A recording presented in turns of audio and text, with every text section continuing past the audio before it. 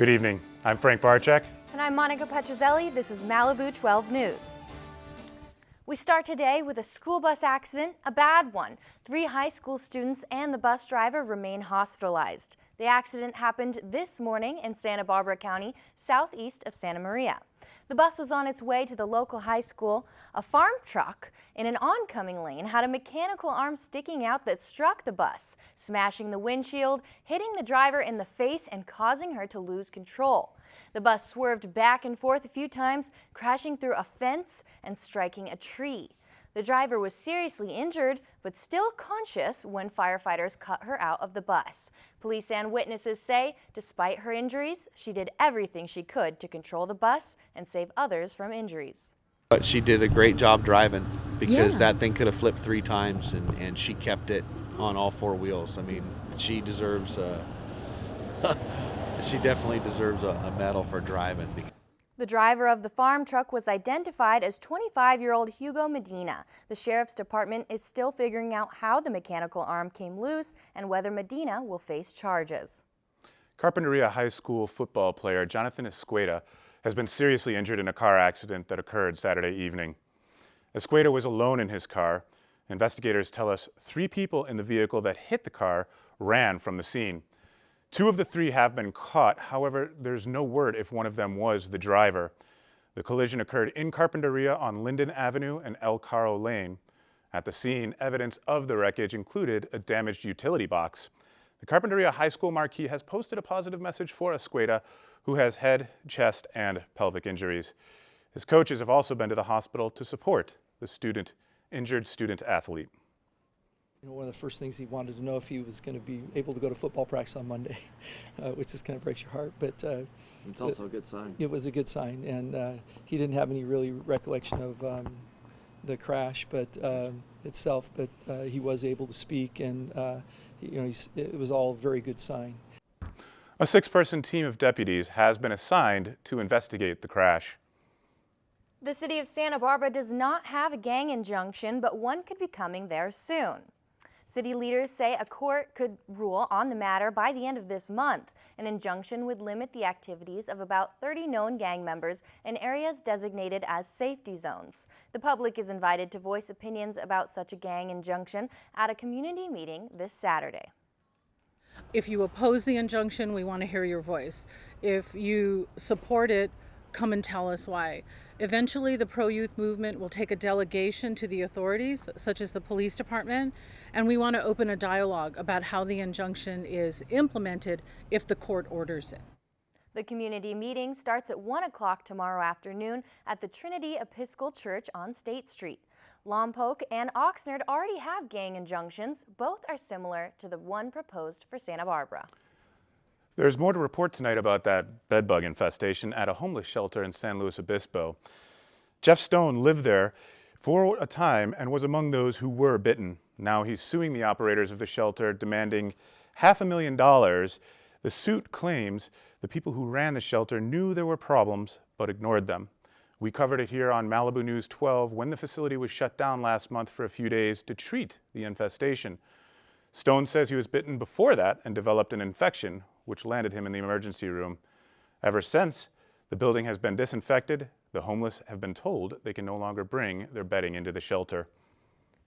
Flu season is here. The good news is that doctors say there's a more powerful vaccine available this year. The flu vaccine used to, until now, only cover 3 strains. Scientists have developed one that covers 4, and that's available starting this week in about 30 million doses that have been sent to clinics, hospitals, pharmacies, and doctors' offices. We asked people outside one local pharmacy if this makes them more likely to get vaccinated.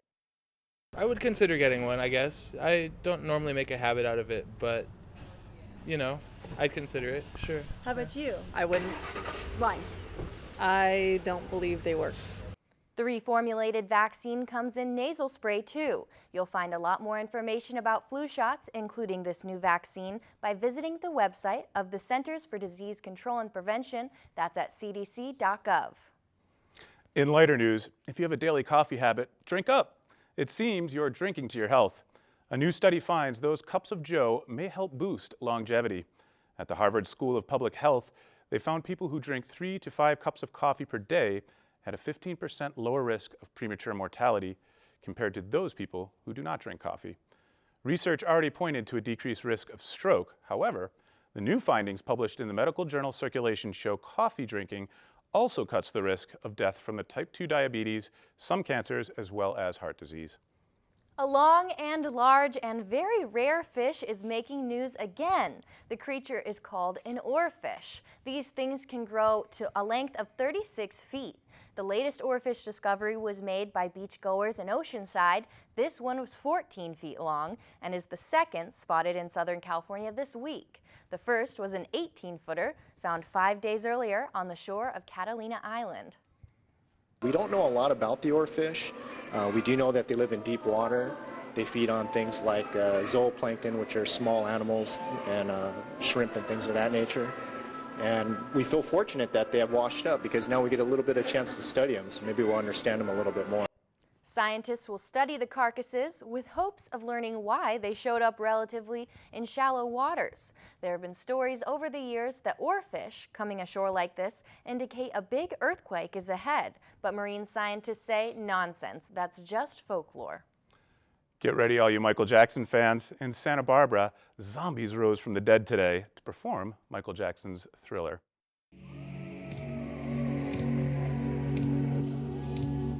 Hundreds of dancers practiced for weeks to get this lively number just right.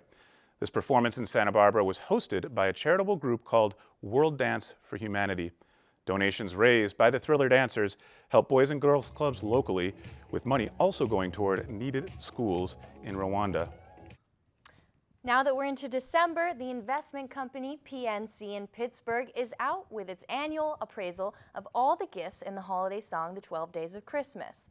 The firm calls this the Christmas Price Index. 9 of the 13 items mentioned in the song stayed at the same price in 2014, but the partridge in a pear tree went up $5 this year to $25. Also up, 2 turtle doves. The pair now costs $290, up $30 from last year. The 3 French hens didn't change price, and neither did the 4 calling birds, the 5 golden rings, the 6 geese a-laying, or the 7 swans a-swimming. As for the 10 lords a-leaping, they did leap 3% over last year to $5,500. If you went out to buy all the gifts spelled out in the final verse of the song, they'd cost just over $34,000. We want to finish this evening with the daring fitness enthusiasts who crowded UC Santa Barbara this morning for a colorful run.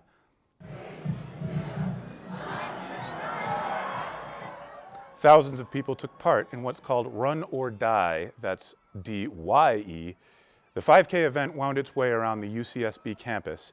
Runners passed several dye stations where volunteers threw powdered colors at them.